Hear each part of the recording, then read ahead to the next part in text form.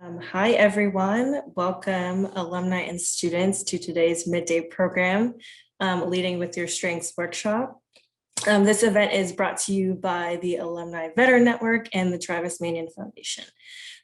This workshop focuses on components of thriving, strength-based approach and identifying your strengths and passions. For those of you that don't know me, my name is Maya Hood. I am the Student and Alumni Engagement Coordinator for the University of San Diego Alumni Association. I am also a two-time alumna from the class of 2017 and 2018, while also being a part of the women's basketball team. Before I launch into introducing today's session, the Office of Alumni Relations is wishing you good spirits, good health, and safety during this time. So in addition to that, during this time, the Alumni Association staff and Alumni Veteran Network is really continuing our efforts to keep alumni and students engaged and connected with the university. So since pivoting to virtual engagement and programming, we're able to offer a wide variety of programs and initiatives, from recorded alumni interviews to the Tiny Torero Storytime podcast, to virtual programs such as this. So in addition to today's program, it coincides with this year's Hire USD campaign, an effort from the Alumni Association and Career Development Center to really build awareness about the importance of Toreros hiring Toreros. So if you or your company has a position open, consider USD first.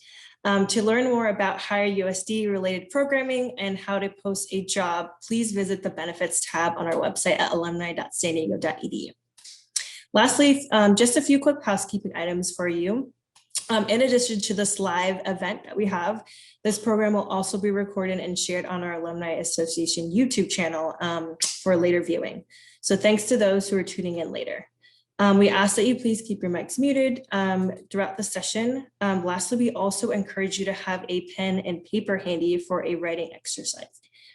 We also encourage you to adjust your Zoom settings to speaker view. While you're just seeing my face right now, you'll be seeing our presenters just shortly here, and I want to make sure that you're able to see them clearly. Lastly, if you do have any questions that pop up during the program, please direct them in the chat box or jot them down in your notes, and we will definitely do our best to address them throughout the session. Jennifer, who I will be introducing shortly here, will be monitoring the chat box for us. All right, so let's get started. I'm happy to introduce Jennifer. So Jennifer, if you could unmute yourself, that would be great. Jennifer is an alumna from the University of San Diego, graduating with her bachelor's in economics in 2018 and earned her master's degree in higher education and leadership studies last May. She currently serves as the Alumni Veteran Network Board of Director for Fellowship. Jennifer, thank you so much for helping make this event happen today. I will go ahead and mute myself and let you take from here. Thank you, Maya, and thank you everyone for being here midday on your lunch. So we appreciate you all. So I have the pleasure to announce our guest speaker, Dr. Derek Abbey, if you want to give a quick wave. Derek is a double alum of USD and Marine veteran. He's also the president and CEO of Project Recover. So welcome, Derek, and you now have the floor. Awesome. Thank you so much for having me. I'm going to go through one technical piece right now while I work to share my slides, and I typically screw this up, so it might take just a few seconds. Can you see, or can somebody give me a thumbs up? All right, great. See my slides. So thanks so much for having me today. My name is Derek Abbey. I'm here not only as a USD double alumni or alumnus. I'm also here representing the Travis Manion Foundation. Travis Manion Foundation is a national veteran serving organization. I'm joined by Manny as well as Heather, who will have some opportunities to share a little bit more about the Travis Manion Foundation after my presentation. But we're going to talk about leading with your strengths. And this is actually a wonderful presentation for anybody, especially if you're going through some sort of transition, meaning you're getting ready to graduate or you've recently graduated, you're on that job hunt, things like that. Some of the things that you'll take away from this will be very, very valuable today. So you don't have to have a military connection to find value in this presentation, even though the organization, that is the population that they serve. This is a universal presentation for anybody that's really looking at exploring the valences that they bring to any group, mission, organization, and things like that. And sometimes to be mindful of the shadows that we carry into that space. So again, it's a joy to join you today, and I look forward to some interactions that we're going to have as we move along. So I mentioned the Travis Manion Foundation. Really, the organization is a national organization with a heavy presence there in San Diego, and they strive to empower veterans and families of our fallen heroes to develop character in future generations. Some of their primary programming uses that population to connect with youth in the community and really explore how everybody as a whole and collective can have a positive impact on the greater community. And they do a lot about that. You'll hear more about that as we move along. So as we kick things off today, I want to just take a moment for us to reflect on a time in your life when you were thriving, when you were performing at your highest level. And that could be any type of task. If you happen to be in the military, it could have been when you were in the military. If you're an athlete, it might have been on the athletic field of some sort. But it could be really any type of task. It could be you enjoy playing an instrument or something along those lines. And what I really want you to think about is, what was it that you were doing? What did that task include? How did you feel? What was your goals? Were you alone? And just all those characteristics about the task itself. And so what I want to do is I'm going to give you about 30 seconds to spend some time thinking about that. If you do have a pen and paper, you can write that stuff down. You could kind of do a narrative or bullets if you want, but that's not necessary. Really, I just want you to think about it in your head. I've given you some time now. I'll give you a few more seconds. And then what I'd like to do is see if somebody would be willing to come off of mute and share with the group that task or that moment in your life when you were sharing or when you were thriving. So if you have that now, feel free to just chime in. You don't need to raise your hand or anything. You can just unmute yourself and share. It's the biggest task of the entire presentation. And ESPN is telling me that there's an update while we wait. Well, hey, Derek, if there's no takers, I'll jump in. There you go. I'm happy to. Please, Eric, go ahead. Everybody knows I'll take every chance to talk. So I pivoted, after I left the military, I jumped into technology and led that for a lot of years. And then about 20 years afterwards, fast forward, I hit a point where I wanted to do something differently. And I got an opportunity to teach at the University of San Diego, teaching marketing. And I remember after I started doing that a semester or two, I really felt like I had found my happy place. I had found my connection to serving students and communicating and inspiring and helping people find their path towards a new thing. And that really made me feel great, right? Because I was connecting to serving other people in a more direct way versus the supporting role behind the scenes in technology that I was doing before. Okay. That's actually a great example. Thank you for stepping up and sharing that, Eric. And you even pulled out some of the things that I typically look at. Most of the time when we ask people these questions, really we like to take a step back and examine it from just a broader angle. It's not so important about what the actual task was, but some of the things that you've already highlighted. As a teacher or an instructor, typically you're kind of working by yourself.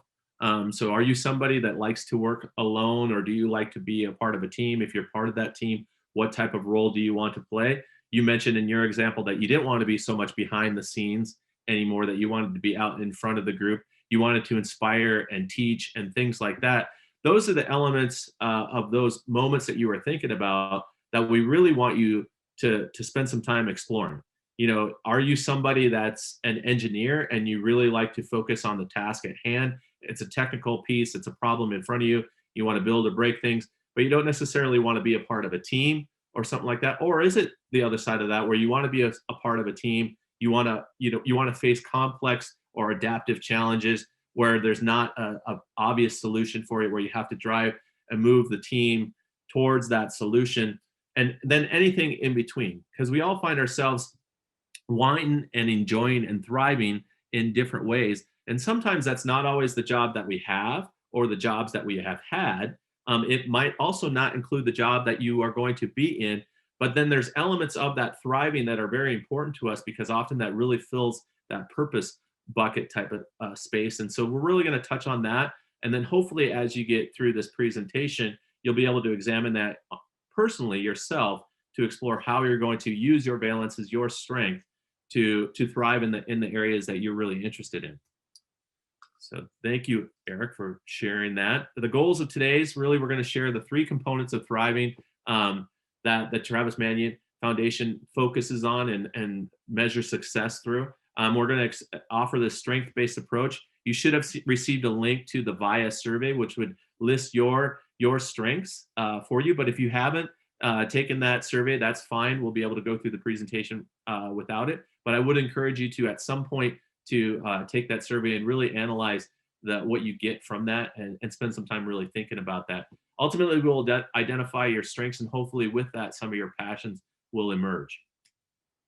So the foundation of the work that the Travis Manion Foundation really uses as the foundation, I said that multiple times, but hopefully you make sense of that, is positive psychology. Some people are familiar with positive psychology and some people aren't. So we've got some diagrams to help make sense of it a little bit. We'll start with the one on the right, that big diagram. And believe it or not, these are the elements that make up your own well-being or your own happiness, if you will, which is kind of hard to measure. But believe it or not, the majority of that is your genetic makeup. The genes that you get from your parents help you, really are what make up half of what you determine is your own happiness or your well-being. 10% of that is simple context. Oftentimes context has an impact, but it doesn't have as big of an impact as we think. 40% of your own happiness and well-being is your intentional activities. You might have heard about just general positive mindset.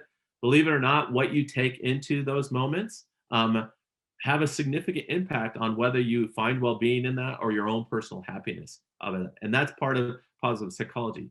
Another piece of that is really on the left side. So most people are pretty familiar with what traditional psychology is, and they have this thought of, you've had an experience in your life, it's having a negative impact on you in some way in order for you to move forward. And so you have to go see somebody, a psychologist or a psychiatrist, and talk about those issues and have some sort of intervention to hopefully address them and move forward in a better way from them.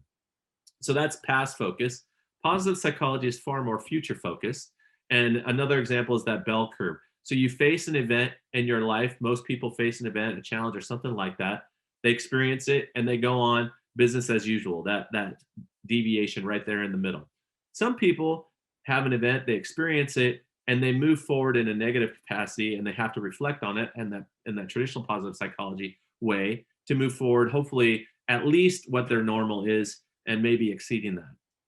Positive psychology faces those events, does an assessment of them, pulls the learning points from them, and then hopefully moves forward at a higher level. An example we like to use is elite athletes. So elite athletes consistently challenge themselves every single day to continually improve.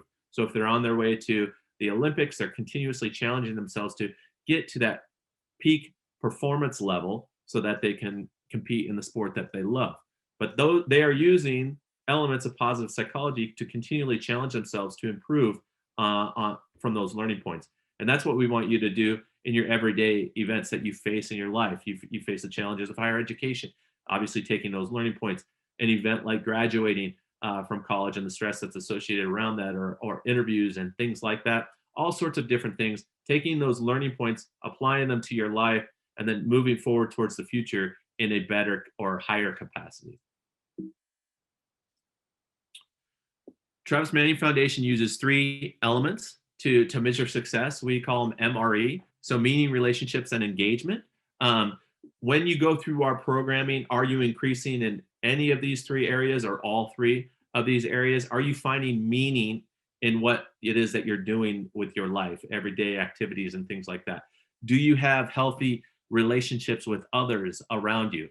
Do you have realistic expectations of others, and do they have realistic expectations of you, so you can have solid bonds and quality relationships with people? And are you engaged in the areas that you want to be engaged in, things that bring you fulfillment or add purpose to your life, generativity and legacy and things like that? You're having a positive impact on the things that you truly, truly care for. So our goal is that every time you go through any of this programming, you'll increase the meaning that you find in life. You're more engaged in things that you care about, and you have higher quality relationships with those around you. Now, those don't need to be on the relationship sides or even the engagement side. It doesn't need to be I had 10 friends, now I have 100 friends. That's not necessarily what it means. But are those friends, those relationships that you have, are they quality and meaningful in your life? Are you engaged in something that you truly care about in your greater community or that's around you? It could be your work. It might not be your work. It might be something outside of your work. So if you have a family, you have kids,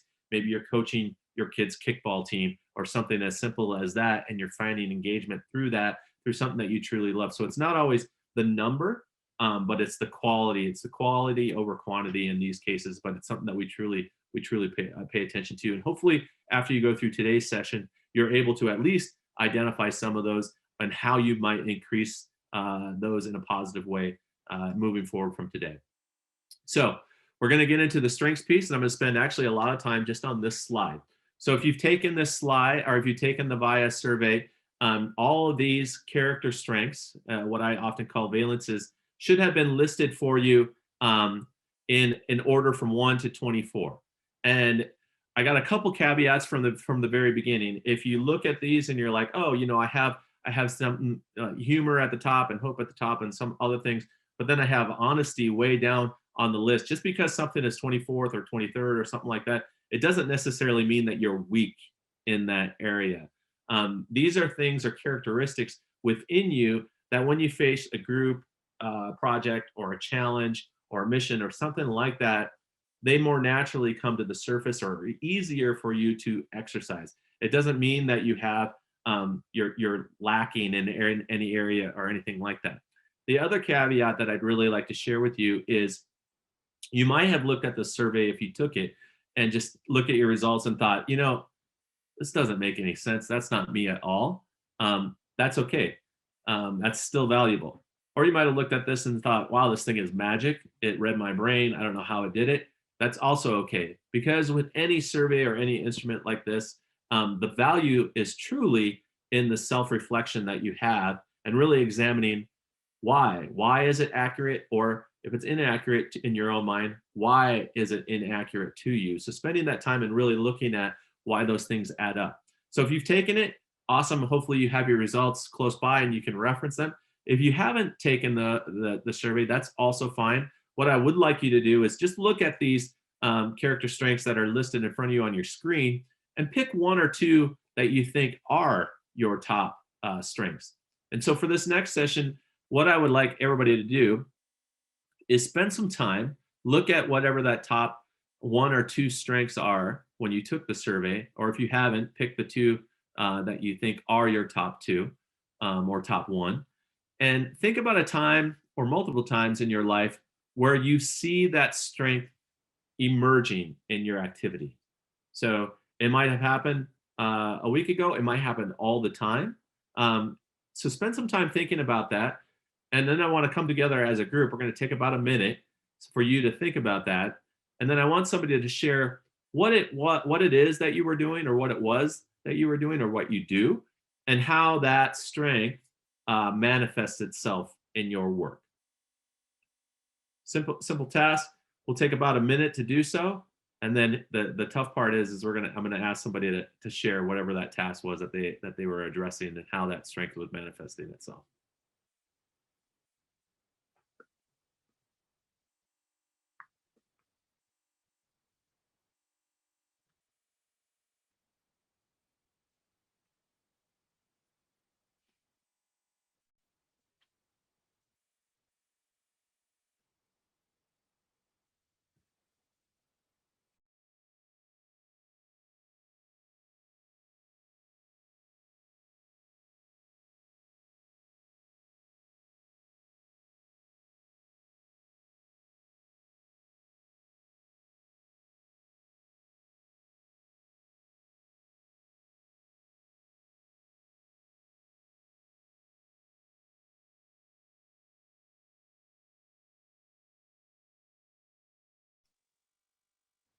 This is so much easier to do when you have a classroom where you're in front of people, because I can see who's not writing or who's finished. All right, so you've had some time to think about it. Anybody want to share what it was that they were working on and what strength that they saw manifesting itself or emerging through that activity?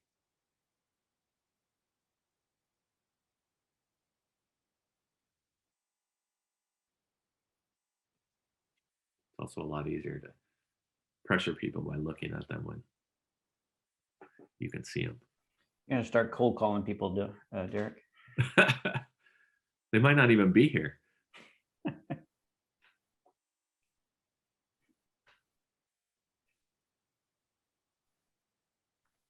Well, if nobody's going to talk, I will. I certainly All will right. fill in the blank. So if we go back to the Eric, story you're where I standing up. learned and I was teaching, I'm still teaching. I'm just doing it a different way. I'm not necessarily in a classroom right now, but I'm coaching and I'm training leadership with teams. And so I think the strength that I tapped into is my own love of learning. Someone really smart told me once, the one doing the talking is the one doing the learning. So by teaching and training and developing and serving others, I'm building on my strength of just learning. I have to learn it before I talk about it. And the more I talk about it, the more I learn. So it really taps into my love of my curiosity. I think that's another one in there, but also just continuing to learn and then share that with others. Okay, good. No, that's great, and I mean, it makes sense when you gave the example of what your thriving moment earlier, that a love of learning is something that is at the top of your list. That makes complete sense. Thanks for stepping up again. Anybody want to share another example from their personal experience? I want to call on somebody because I'm recognizing a student I used to work with on here. Oh, okay, do it. Caitlin Tino. We just got called out. If you're there, I would love to hear from you. And long time no see. Hello, how are you? Yeah. Caitlin, thanks for volunteering. Yeah, of course. Well, my top two were honesty and kindness. And I think that I have seen these both within my career. I work for the LA Galaxy as a service executive. So I'm working with clients on a daily basis. And I think that leading with both of these things has been really important in, of course, this time right now, just making sure that everyone knows what's going on with the season so they feel like they can count on me and trust me. So that's one example of where I've seen these strengths. Those are great examples, and they're actually going to be really good for the next portion of our exercise. Thank you for sharing that, Caitlin. I can imagine that it's becoming more and more of a challenge. I was at a medical appointment this morning and just listening to people interact, and there's a lot of tension that people are holding on to. So being kind seems like a challenge for a lot of people right now. So I'm sure that's very appreciated in your work. Thank you for sharing that. And Caitlin, as a long-term Galaxy fan, I trust you. I just don't have a lot of confidence in the team right now. So. Oh no. Get We'll that restore fixed. that confidence. So I hope so. I'm all on. I need some midfield support. So if you could work that out, that'd be great. Anybody else interested in sharing their top strength and an example? All right, you're going to have one more opportunity to share. So now we've had a couple of people that have shared their strengths and some examples of how they've manifested in their everyday life. Now I'm going to challenge you a little bit differently with this time. Now I want you to look at that same strength or that same valence and how it manifests itself in your life, and think when we're practicing that at the highest level, how it could potentially be perceived by others in a negative context or in a negative way. Does that make sense? So you're somebody that projects, love of learning that's always in front of you, or honesty or kindness. How might somebody look at that and see a shadow of that just because it's something that's always in front of you? So take a minute to think about that, and then we'll come together as a group, and I'll let Jennifer call somebody else out to share.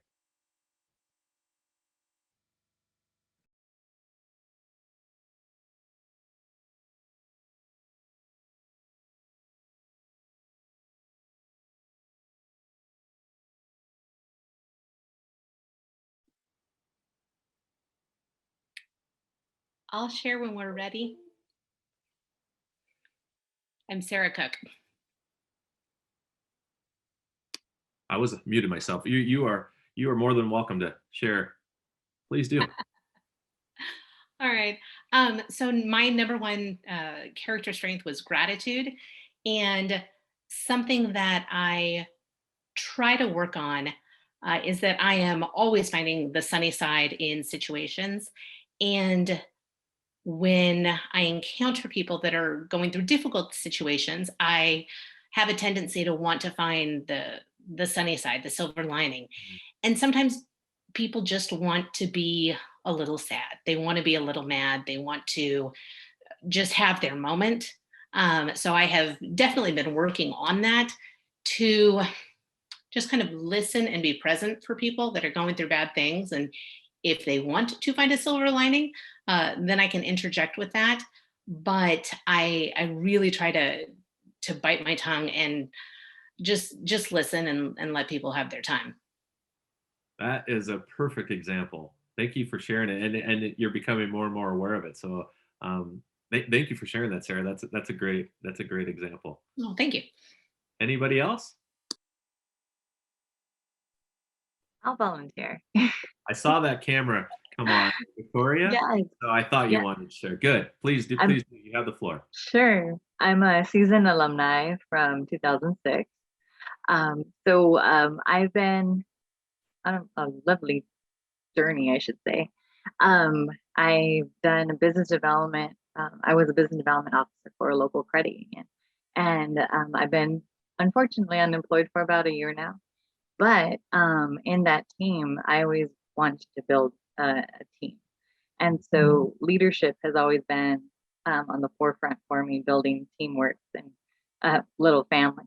So it's funny because leadership can have a negative connotation as being bossy or just, it's crazy how people are wired sometimes and just think that you're just taking over or just pushy and just, it's funny, but my other character strength is, which one was it?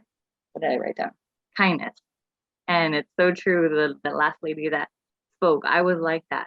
I always wanted to help others. And if they came to me to something, they just wanted to get it off their chest. They're not asking for help.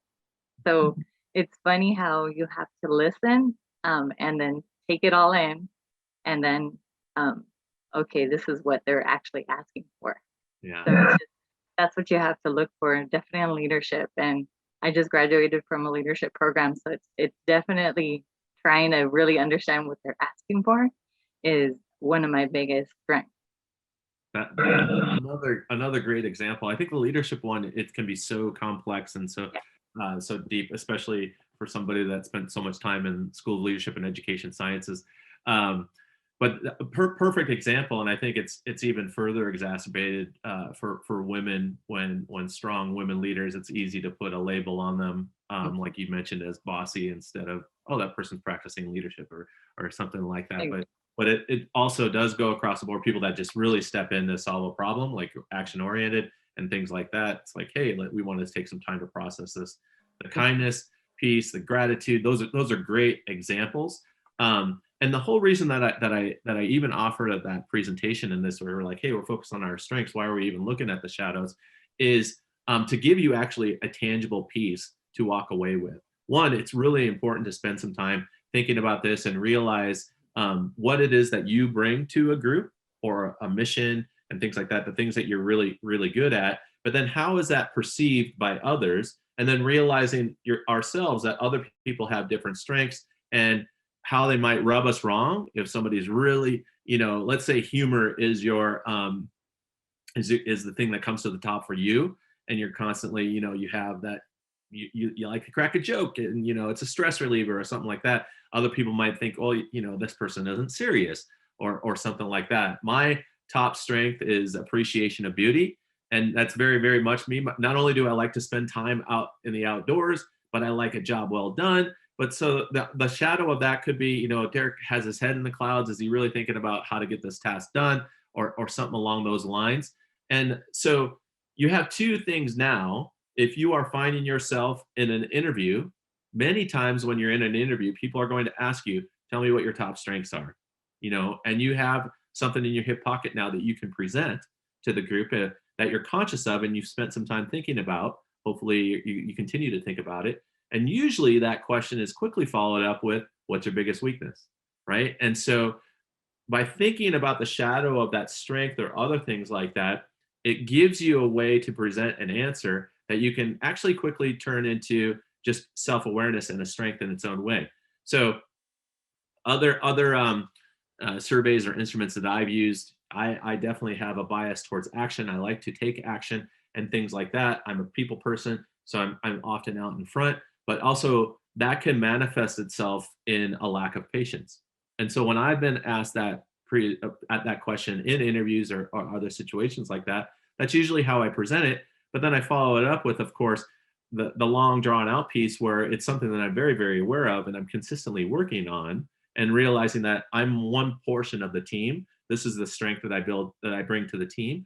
Other people bring things that I'm not so good at. You know, other people are better at where the rubber meets the road. Other people are better at the technical tasks that I don't enjoy as much. And so we're gonna maximize people's strengths within our team. So you can turn that question, instead of just talking about what you might perceive or think your biggest weakness is, hey, this is the shadow of that strength, but I'm very, very aware of it. So it becomes a self-awareness answer instead of really a weakness answer. And then you can also further explain, you know, what it is that you truly bring to a group type of project or a leadership type of project or things like that. So that at minimum, walking away from this presentation, you can say, I have answers to 2 questions when I find myself in an interview. And hopefully you'll spend a little bit more time thinking about that, to think about, hey, this is what I bring to the group. And if you're in a group or you've done group projects or you're facing a project right now, realizing that the other people in that group may have the same strengths that you are, but likely they have something different. So realizing what that is, how that might be presented itself to you in a different way. Like if it's on the complete opposite side of that spectrum for you, it might be just hitting you a little raw. You might very much notice the shadow side of it instead of the strength side of it. So it gives you just a different perspective to take into your group projects and hopefully be able to function in that space a lot better. And also, you know, when you are thriving, it's a lot easier to thrive when you're using the things that are naturally in front of you. So if those are the things that you want to do, you know, maybe you are the person on the other side of the spectrum of me that likes the technical tasks. I like to be the one that's doing it. It's very focused. Or are you the teamwork person? I want to really be in a group. I want to be a part of that group. Or maybe you want to be the leader of that group. All of those are all okay. They're just different things. So being completely honest with yourself and then finding the spaces in your life or the places in your life that you can really maximize those things and feel that you are truly thriving. If you can do that with your work, fantastic. Not everybody has the luxury to align their passions and their strengths with their work. Sometimes we have to make a certain amount of money. This is my expertise. But so if you're not filling that purpose bucket or that thrive bucket, you know, is there something that you can parallel that in your life to really fill that bucket and find your moments of thriving and purpose and impact on the things that you truly, truly care about? Any questions, comments related to that before we move on? We're making some pretty good time. All right. There are a number of instruments out there to further do some self-exploration, and I truly, truly encourage you to do so. You know, spend some time thinking about it. Just don't take the answers and run with them and say, you know, this is it. You know, appreciation of beauty. That's the number one thing. And spend some time thinking about why it is that you think that that's true, or why it is that you think it isn't true. Strength Finder 2.0 is a great instrument that's been out there for a while. You might have to spend a little bit of money to buy the book or something like that, but they'll give you a long drawn out definition. It's run by Gallup, so there's years and years and years of data to support the work. Myers-Briggs, also been around for a long time, but I'm not a huge fan of Myers-Briggs because I see college counselors having their students take it and they're making life decisions based on some outcome. So that sometimes they're pretty thorough and sometimes they're not, something to be very cautious of. Plyometrics and discs are another couple of options out there. There's all sorts of different versions out there. I recommend taking them and spending that time doing some self-exploration. And as you're doing and thinking about it, you know, how are you going to use the information that you gather from this? Are these answers that you can make a good impression with in an interview, or are they things that you can take into your group projects and do even better with the people around you?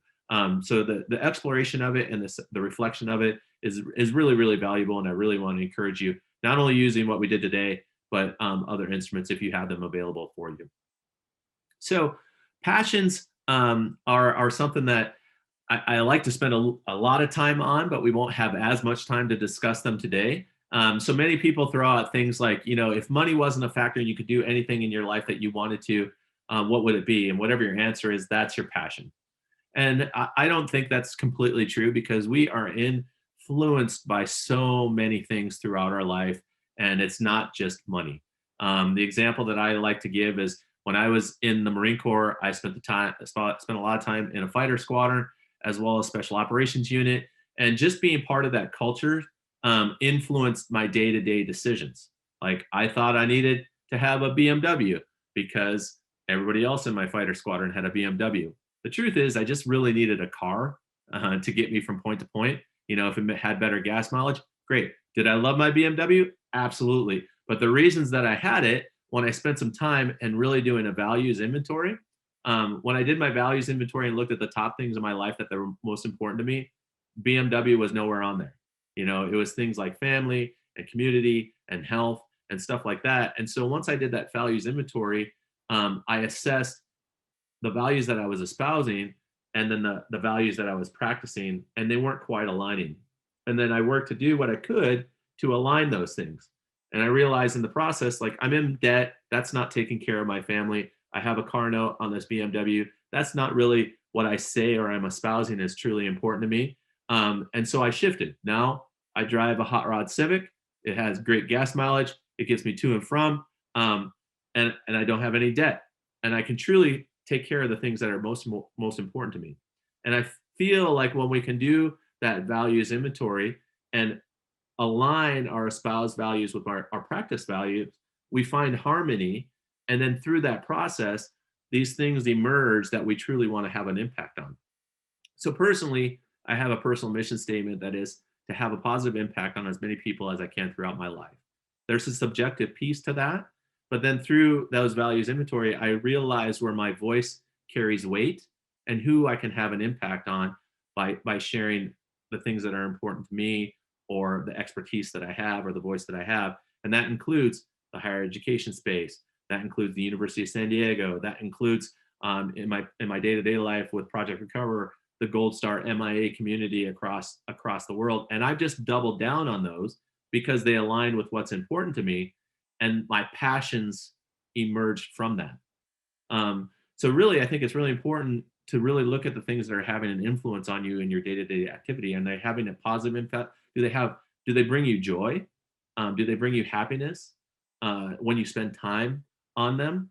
And I've had the luxury of aligning my work with my passions and my strengths, and that's not the same for everybody, especially when you're starting out. You're graduating college at a young age, if that's where you're at. You need employment, you need stability, and those are very, very important. And so it may take time over your life to, one, get the stability, and then really start to explore where your passions are emerging.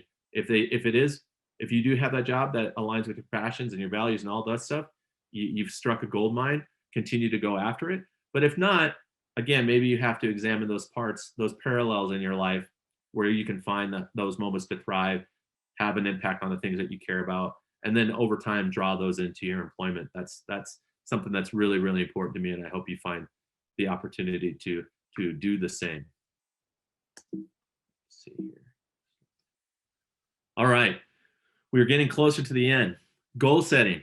I know a number of you, if you're finishing school or you're in school right now, one of those goals is probably graduation, or maybe you've attained them. The big thing that I like to touch on when I talk about goal setting is we tend to do it in a linear fashion. So I have short-term goal. I'm here. I have short-term goals. I have mid-range goals, and I have long-term goals, and it's aligned. The problem is when you do that, if something happens in the middle of that, your short-term, your mid-range goals get interrupted, you don't attain them, that can have a negative impact on that long-range goals. So you have a setback, you have a failure, you trip up, life happens, a pandemic occurs or something like that and knocks everything off the rails. You don't want that to completely disrupt your life goals if that's what you're driving towards. So I'll reflect on the previous thing that we just said and said, figure out what that foundation is, and then determine a direction. And instead of building a line, build a pyramid that has a number of bricks. And if one or two or three of those fail, you still have a direction and a momentum. And that also allows you to change your mind, because maybe you set a goal when you're in high school and then you go to college and that's changed, or you're in college and you have a goal and then you get out of college and it changes, or you have a setback, or things don't go the way that you want.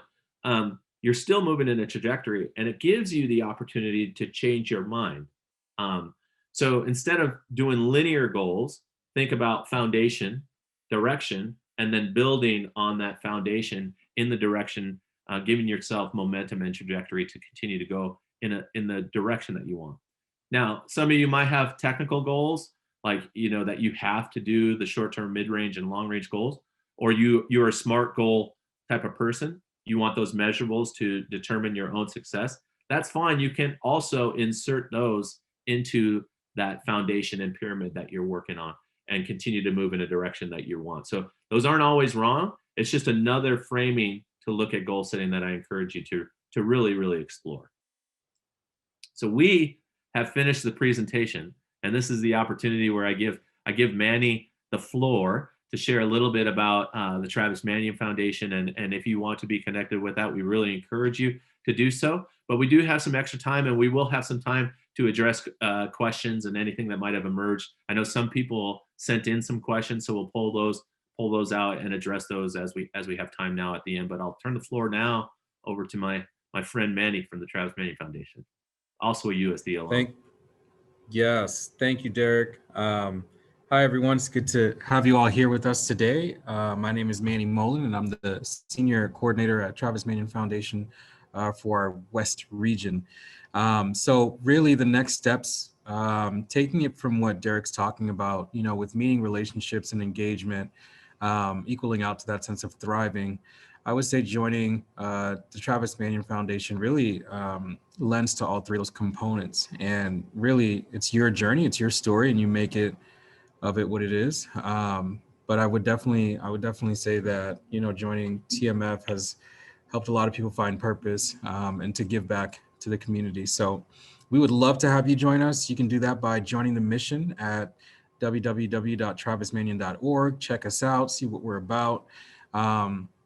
Myself and Heather would be your regional contacts. So you can email us at west@travismanion.org.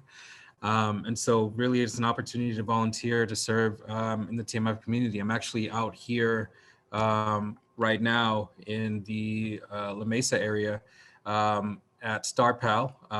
It's an organization that works with youth. They're police officers. And so we're actually doing a dedication build. So I'm currently using their office as they're outside doing some real work, kind of clowning me for being inside and hanging out. But it's kind of things that we do like that with the youth to give back to the community and kind of build those relationships, which again lends back to finding purpose and being passionate about these things. So if you're interested in those kind of opportunities, please check us out. Would love to get an email from you and take it from there.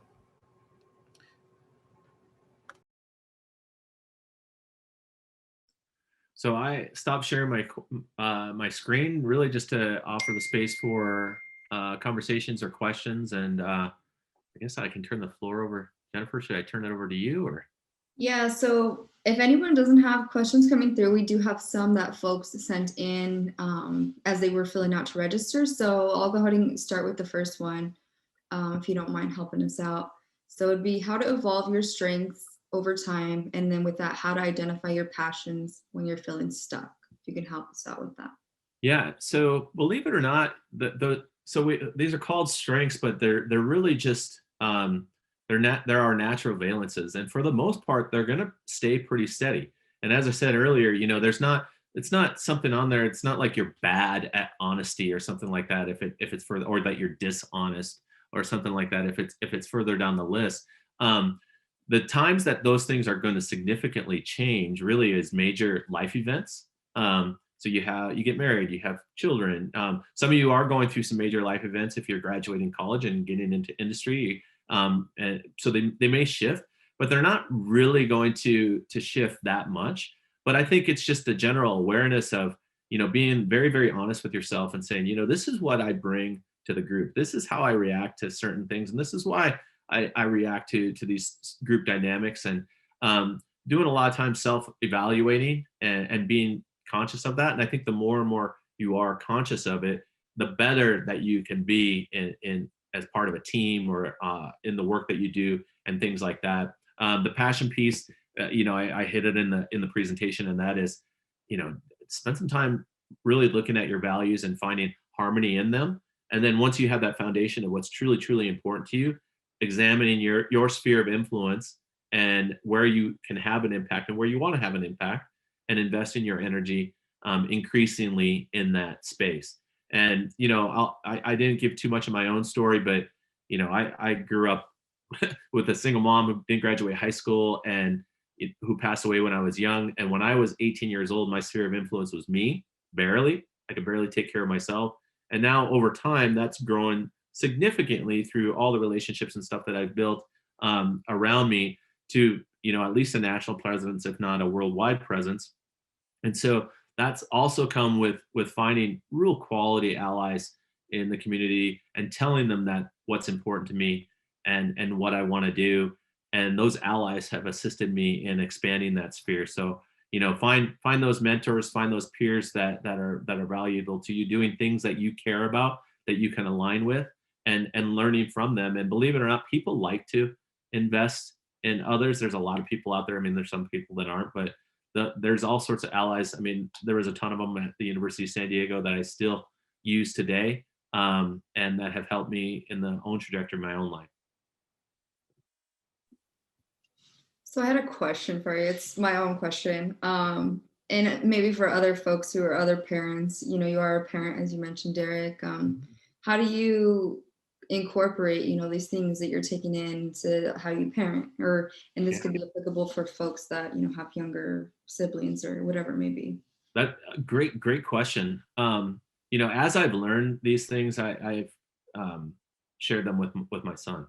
And so I am a single son who's growing, and I examine his experience in life compared to my experience in life. And of course, kids are kids, so they're gonna kind of do their own thing.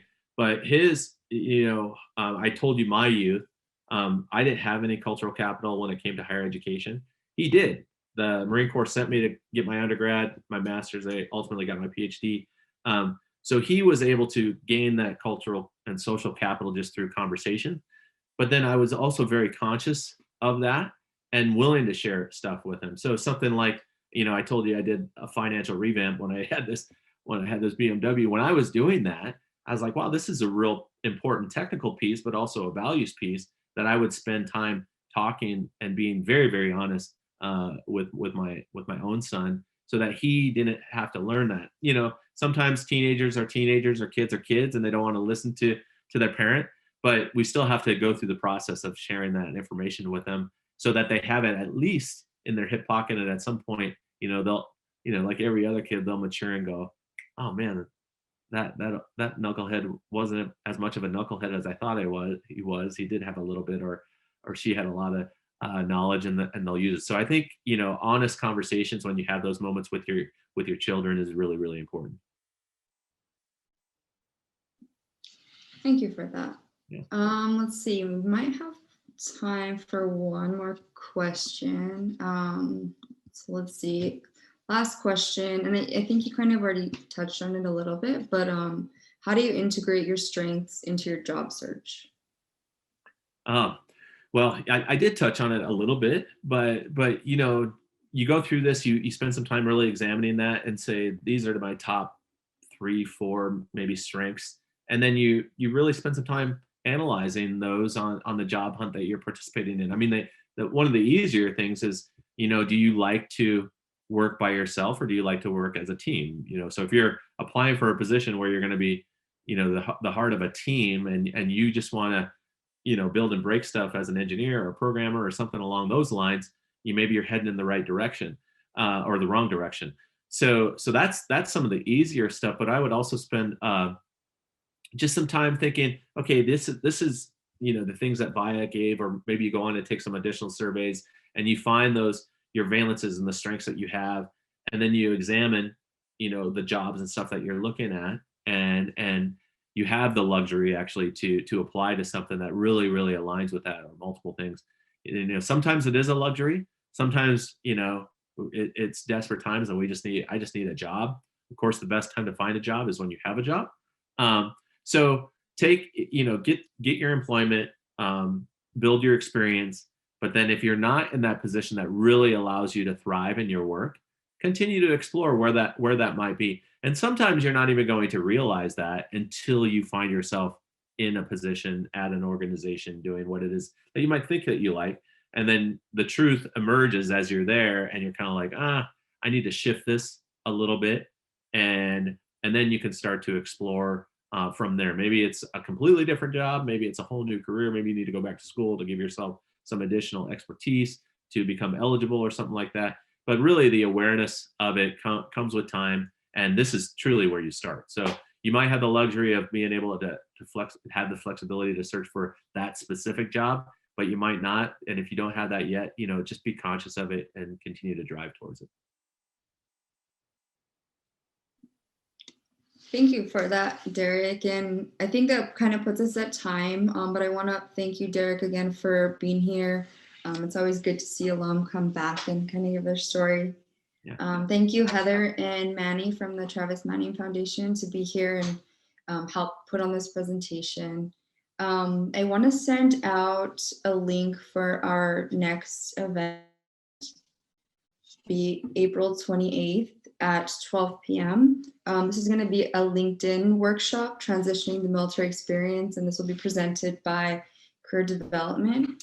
So we encourage you all to be there if it's applicable. If not, it's still great to be able to connect with like-minded folks.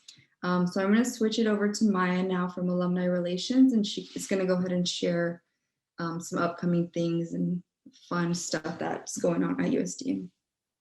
Awesome. Thanks, Jennifer. Again, we want to thank you all for joining us for today's program today. A special thanks again to the wonderful presenter, Derek Abbey. Thank you so much for leading us through such a meaningful workshop, and as well as Manny and Heather for helping make this event possible today, as well as Manny for sharing those additional resources in regards to next steps. We hope that you were all able to gain some valuable tools with learning more about yourself, your strengths, and identifying your passions, and just so much more. Just to wrap up here, again, a recording of the session will be shared on the Alumni Association YouTube channel. Don't forget to connect with the Alumni Association, the Alumni Veteran Network, and the Travis Manion Foundation as well. I know the Executive Director of Alumni Veteran Network, Rob Connect, actually previously put the AVN links and resources in the chat, as well as the Travis Manion Foundation included some resources. So definitely check those out. In addition to that, there will be a follow-up email that will include all this information as well. Lastly, don't forget to check out some of the upcoming Alumni Association programs that vary from affinity groups to our regional alumni groups that we have in clubs. And then students, some of the events that we have here on the screen are CRP approved. So definitely take advantage of those opportunities to hear from alumni professionals and a lot more that's going on at the University of San Diego. Additionally, lastly, Jennifer already alluded to it, but our next program that we have is scheduled for Wednesday, April 28th at 12 p.m. So you can actually see the graphic that we have here on the screen. So that will be a live LinkedIn workshop co-hosted by the Alumni Veteran Network and Career Development. So we hope that you will be able to join us for that. And lastly, really, we are just hoping that you guys have a good, wonderful rest of your day, have a good rest of your week, and we hope to see you soon for a future programming. Bye, everyone. Take care.